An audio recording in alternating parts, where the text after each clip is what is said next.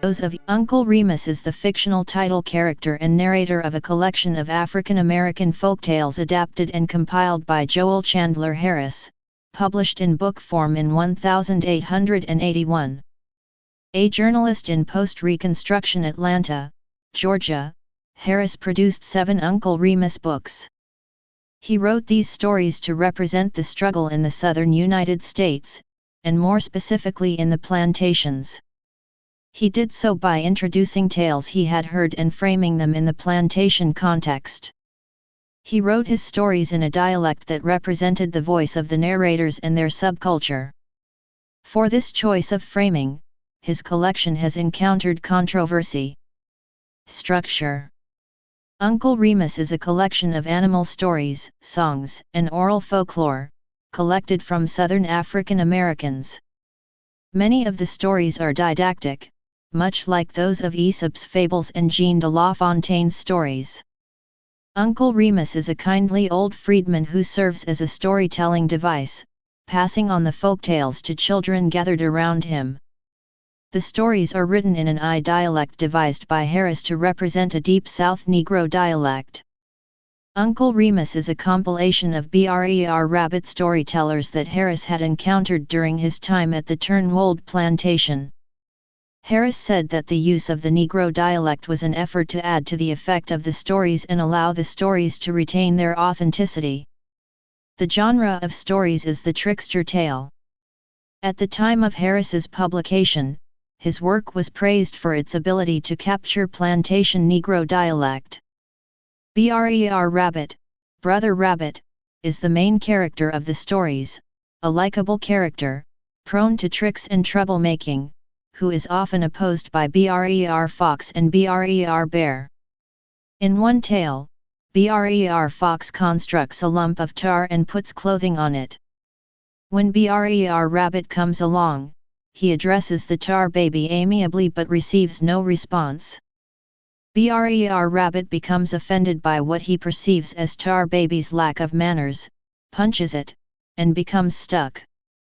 Controversy and legacy. The animal stories were conveyed in such a manner that they were not seen as racist by many among the audiences of the time.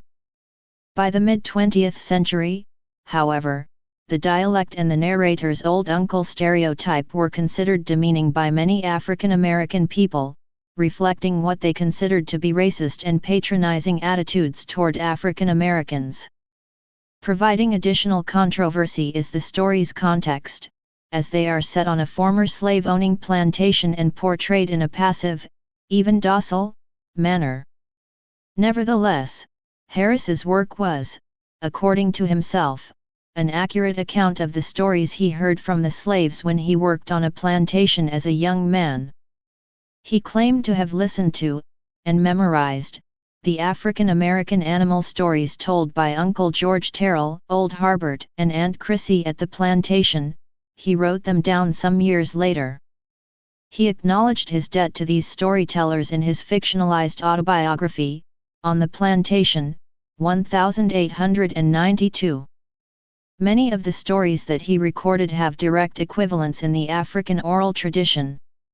Harris himself said, in the introduction to Uncle Remus, that he hoped his book would be considered a sympathetic supplement to Mrs. Stowe's wonderful defense of slavery as it existed in the South. Mrs. Stowe, let me hasten to say, attacked the possibilities of slavery with all the eloquence of genius, but the same genius painted the portrait of the Southern slave owner, and defended him.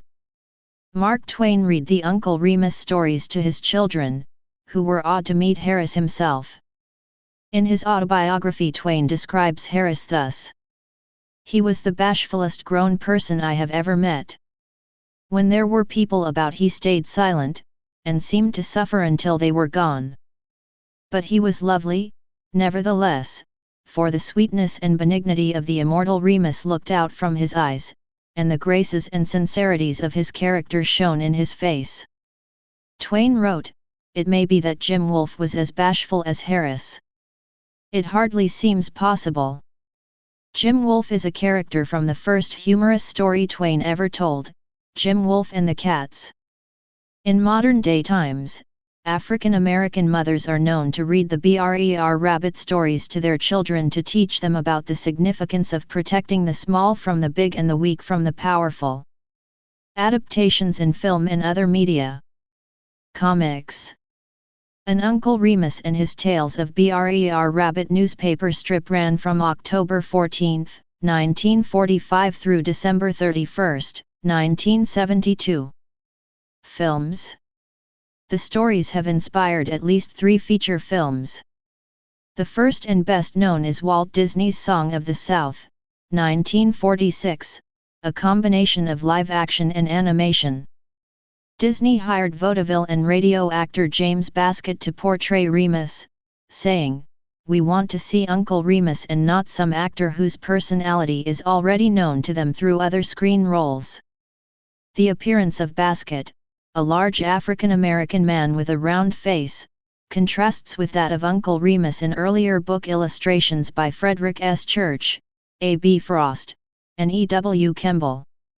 Ralph Bakshi's film Coonskin, 1975, is a satire of the Disney film that adapts the Uncle Remus stories to a contemporary Harlem setting. The Adventures of Brer Rabbit, 2006, is a direct-to-video production with hip-hop influences. Music.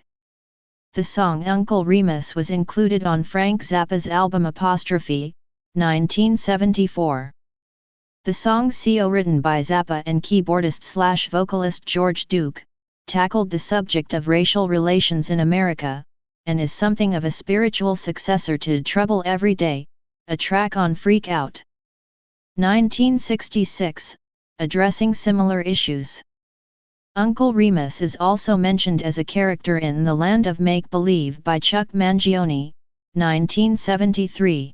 Please subscribe and thanks for watching.